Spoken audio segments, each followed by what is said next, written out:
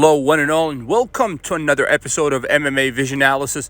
This one, I'm here to talk about UFC 300's Holm versus Kayla Harrison, and Kayla Harrison's introduction to the UFC, introduction with a win, a respectable win against a former champion in the form of Holm.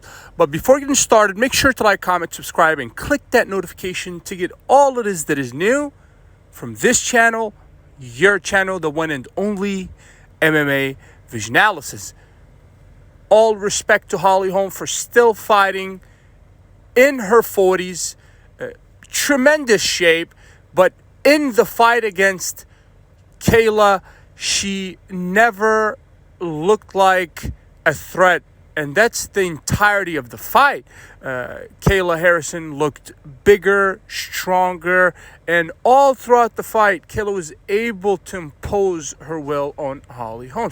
Now, there are two different ways of looking at this. Is this an indication that Holm is on her way out of the game and perhaps past due that time? Is this a true reflection of Harrison's potential?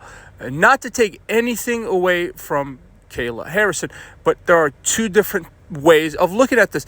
Now, Kayla Harrison, on the other hand, looked very impressive against Holm, controlled the center of the octagon, and when she had her hands on Holly, she was able to toss Holm around like it was nothing. She looked much bigger, and you hear that the girl walks around at around 170, Harrison, that is, which is huge. You know, she looked huge in the fight against Holm, and in all honesty, her power was evident all throughout the fight. She pretty much ragdolled Holm at certain parts of the fight. Like I said, there's two different ways of looking at this. Is this an indication of a Holm in decline? With all respect to Holly, I'm a huge fan of Holm, but this could perhaps definitely been one of the contributing factors. The fact that Kayla did not fight a prime Holm. She's in her 40s. All respect to any athlete that reached that stage of their career and they're still competing against the best. In this case, Kayla Harrison. And now Kayla wants a title shot. In all honesty, I wouldn't be surprised if Dana White was to give Kayla a title shot immediately after her first win, her debut win with the UFC.